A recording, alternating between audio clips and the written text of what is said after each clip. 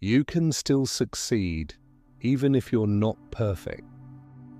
Have you ever looked around and thought to yourself, I'm just average? You weren't the top of your class, you didn't win the big trophies. Maybe you never stood out in a crowd, never got called a genius, or gifted, or one of a kind. And somewhere along the way, you started to wonder, if I'm not extraordinary, do I even have a shot at success? Let me stop you right there and say this, you are not alone.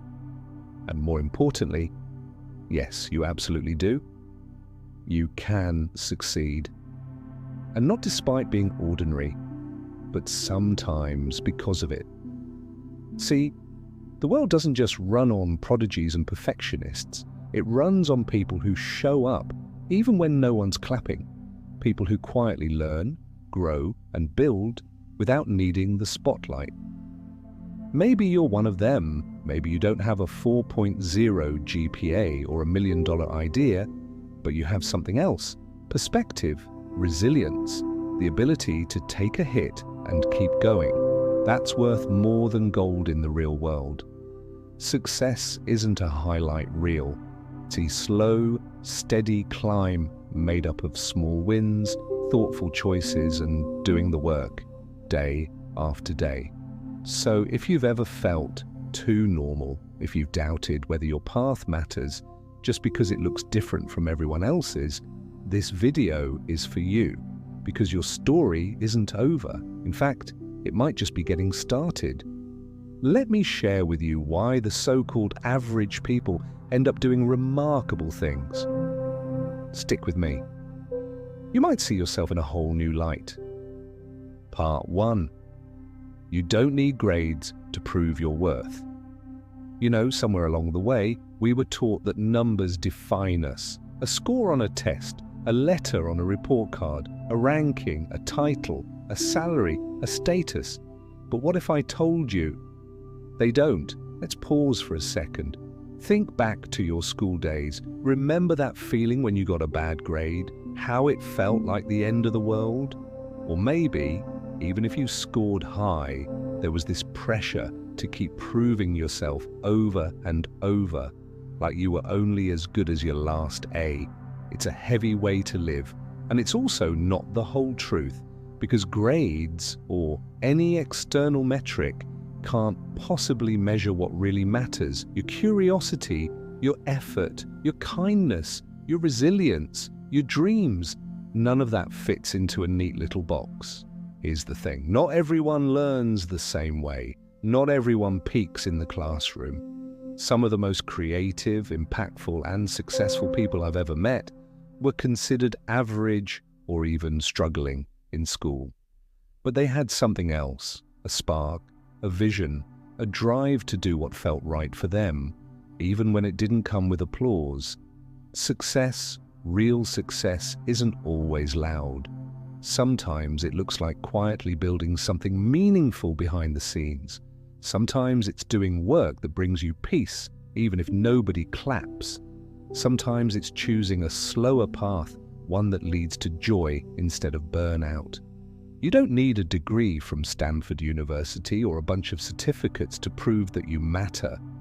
You don't need permission to be proud of yourself. If you're walking your own path, if you're doing work that aligns with your values, if you end each day feeling like you've grown, even just a little, you're already succeeding, whether or not anyone's giving you a grade for it. So next time you feel like you're falling behind because your story doesn't look like someone else's, remember this: you are more than a number, and your worth, it was never meant to be measured. Part 2, you don't have to impress everyone. Let me ask you something. How much of your life have you spent trying to be enough in someone else's eyes? Enough to be liked, enough to be respected, enough to finally earn their approval, their praise, the nod of validation. We've all done it in one way or another, whether it's dressing a certain way, speaking more carefully, choosing a safe career, or biting our tongue just to avoid disappointing someone.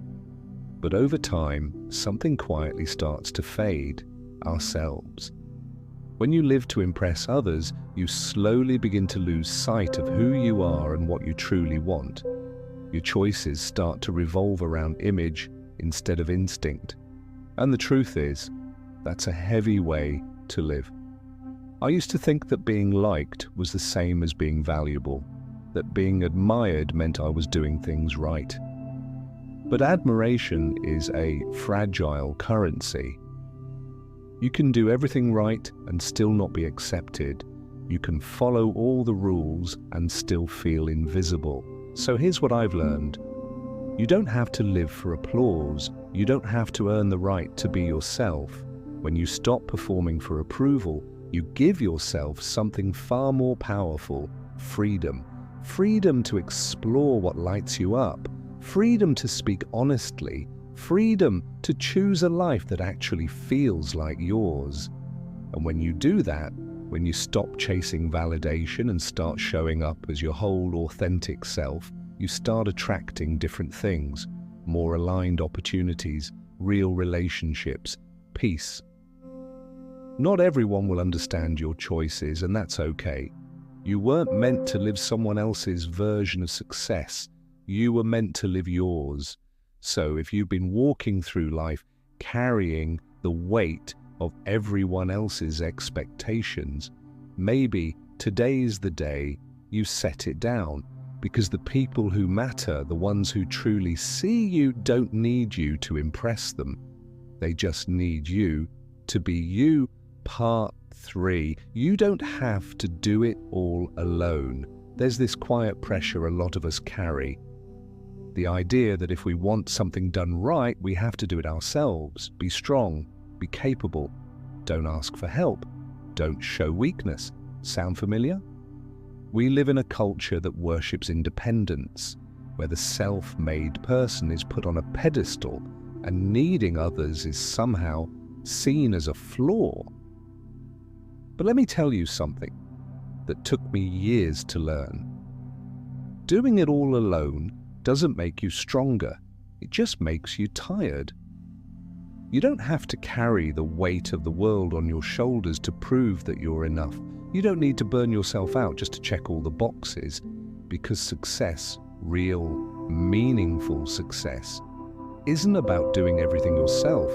It's about knowing when to reach out. It's about building something with people, not in spite of them. Think about the people you admire most, the leaders, the creators, the thinkers. None of them did it alone.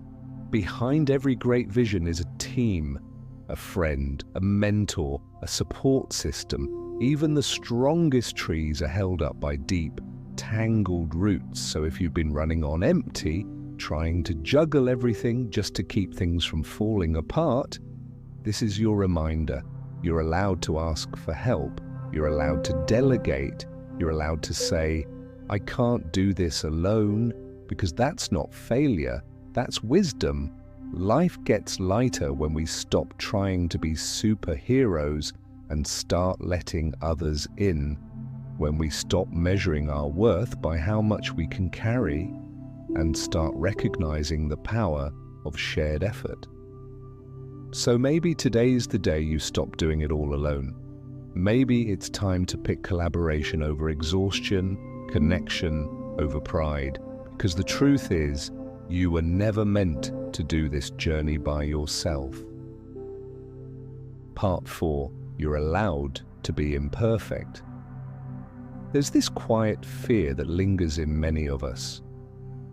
If I don't get it perfect, I shouldn't do it at all. Sound familiar? Maybe you've delayed starting something because you weren't ready. Maybe you've held back an idea, a dream, a piece of yourself, because it didn't feel polished enough. And maybe deep down you've told yourself that being imperfect means being unworthy. But here's the truth, you don't need to be flawless to deserve space in this world. Perfection is a myth we chase like a horizon, always out of reach. And the longer we chase it, the more we forget that growth only happens in the trying, in the mess, in the getting back up after we fall. You're going to make mistakes. You're going to get it wrong sometimes. And that's not a flaw in your story. That is the story. I've met so many people who live quietly behind their potential, not because they're not talented, but because they're terrified of getting it wrong. But what if I told you that imperfection is where the real magic happens? Think about it. Every artist has sketches they never showed. Every business owner has flopped ideas. Every confident speaker once stumbled on stage, but they kept showing up. They kept trying. They kept learning. What makes you worthy isn't how perfectly you do something. It's your willingness to try at all, to show up imperfectly and say, I'm here and I'm doing my best. So if you're waiting to feel perfect before you begin, don't. Begin as you are. Begin with the flaws, the fear, the uncertainty. That's not weakness, that's courage. Because in the end, success isn't found in perfection. It's found in the quiet, persistent act of becoming. Part 5. You don't have to force yourself into a mold. Have you ever found yourself doing something day after day just because you thought you were supposed to? Maybe it was a job that looked good on paper but felt empty inside. Maybe it was a degree, a career path, or even a lifestyle that everyone around you praised, but you couldn't feel a connection to it. And yet you stayed because walking away felt like failure, because doing something different felt like rebellion, because you didn't want to disappoint anyone. But here's the thing, you don't have to force yourself into a mold that doesn't fit. Life is not a one-size-fits-all experience. And your energy, your time, your attention, your soul, it deserves to be spent on something that actually matters to you. Just because something is normal doesn't mean it's right for you. Just because it works for others doesn't mean it's your truth. You don't need to chase a version of success that leaves you feeling tired, numb, or disconnected. You have permission to say no. You have permission to pause. You have permission to choose something that lights you up, even if no one else understands it yet. Let me tell you this. Some of the happiest, most fulfilled people I know didn't follow the traditional path.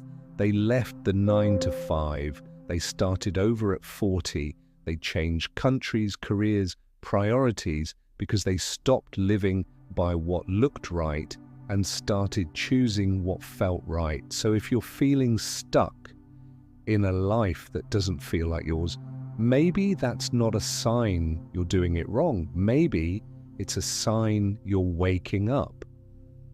You don't have to be what others expect.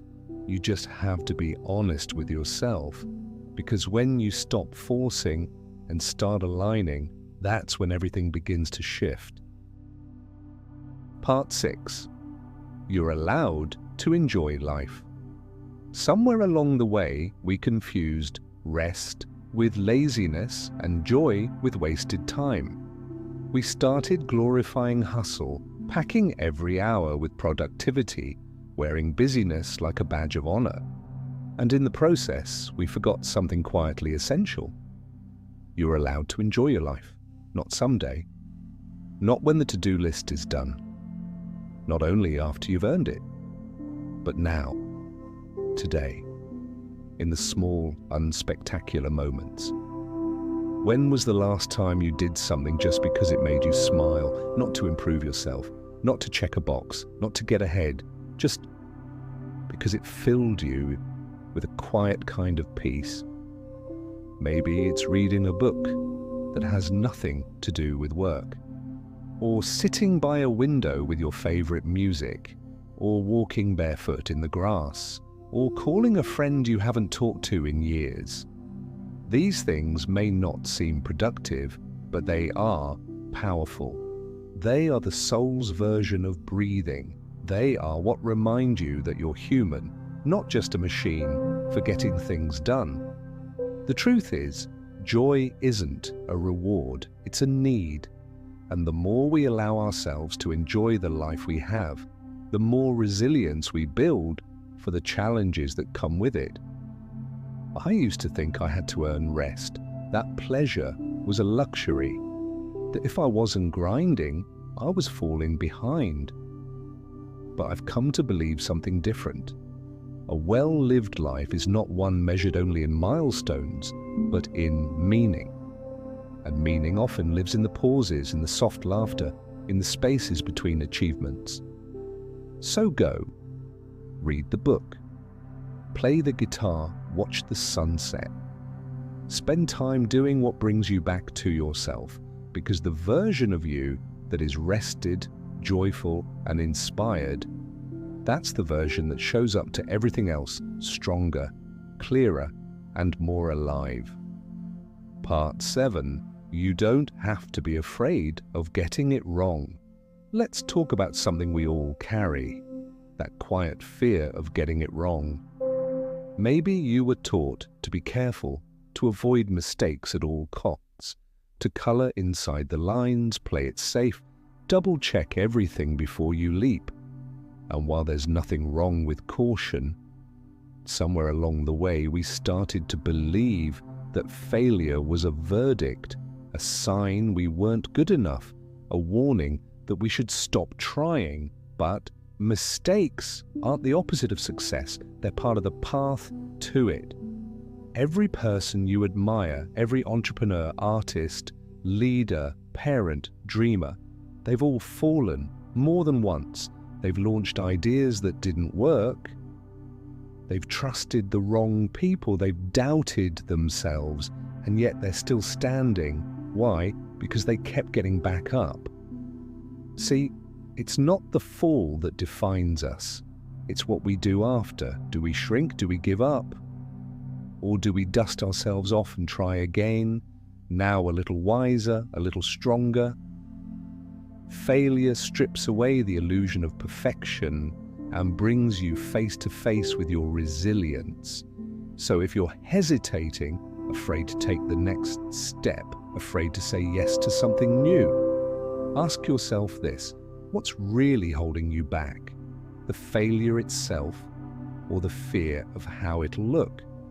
Because here's the truth, people forget your failures a lot faster than you think, but you will remember the courage it took to try. And that courage, it changes you. It builds something in you that success alone never could. You don't have to fear getting it wrong. You just have to trust that you'll get back up when you do. Part 8. You're allowed to change and chase.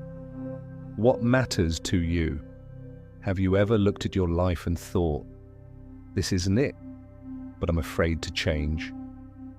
Maybe you chose a path years ago that made sense at the time, a job that felt secure, a relationship that looked good from the outside, or maybe you followed the script, college, career, family, and now you're quietly wondering, is it too late to want something else?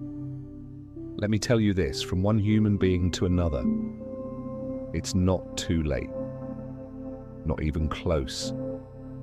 You are allowed to change your mind. You are allowed to want different things than you did 10 years ago, or even yesterday. You are allowed to grow out of the old version of yourself and step into something new, even if it scares you. There's this pressure, isn't there, to stick it out, to be consistent, to live up to expectations, even if they were never yours to begin with. But you weren't born to be someone else's version of successful. You were born to build a life that feels true to you. Maybe that means quitting the job that drains you. Maybe it means moving across the country. Maybe it's starting over completely with no guarantee it'll work. But knowing deep down it's what your soul is asking for. And yes, people might question you. They'll ask why you'd leave something stable. They'll say you're being unrealistic, impulsive, selfish. But they don't have to live your life. You do. I once heard someone say, your future self is already watching you, hoping you'll be brave enough to change. So if there's something tugging at your heart, some quiet dream, some vision you've tucked away for someday, this is your reminder. You don't owe anyone a life that doesn't belong to you. Choose the path that excites you, that challenges you, that feels like freedom. Not because it's easy, but because it's yours. You're not stuck. You're allowed to rewrite the story. Final part. Success isn't just for the best, it's for the real. So here's the truth we don't hear enough. Success isn't only for the smartest, the fastest, or the most talented. It's not reserved for those born gifted or raised to win. Success is for those who are brave enough to live honestly. You don't have to be exceptional to build an exceptional life. You just have to be real with yourself, with your choices, with the way you move through the world. We spend so much of our lives chasing what we think we should be, trying to be the most impressive, the most admired, the most accepted. But somewhere underneath all that noise is the quiet voice of your true self. And that voice, that's your compass. The people who create meaningful lives aren't always the ones who shine the brightest in the room. They're often the ones who choose to show up again and again, imperfect, unsure, but rooted in who they are. They know what matters to them. They keep going even when no one's watching. They choose peace over applause, alignment over image, depth over noise. And that can be you. You don't need to become someone else to succeed. You just need to become more of yourself. Believe in your way of seeing the world. Stay curious, stay steady, stay kind, be flexible enough to grow and firm enough to know what you stand for. Because success isn't a title. It's not the loudest voice or the longest resume. It's waking up and knowing that the life you're living is yours, not someone else's plan, not someone else's pressure, but yours. And if you're doing that, even quietly, even slowly, you're already succeeding. So don't wait to be special, just be true. That's where the real success begins. Thank you so much for taking the time to listen. If you've stayed with me this far, I just want to say, I see you and I appreciate you. Sometimes all we need is a quiet reminder that we're not alone in how we feel, that it's okay to take our time, to change our minds, to not have it all figured out. If this message meant something to you, if it made you breathe a little easier or think a little deeper, then I'm truly grateful you found it. And if you'd like to keep walking this journey with me, it'd mean the world if you could. Please give this video a like and subscribe so you don't miss the next conversation we have together. And if someone in your life needs to hear this today, share it. It might be the nudge they've been waiting for. Thanks again for listening, for feeling, for being open. Take care of yourself. And we'll see you in the next conversation.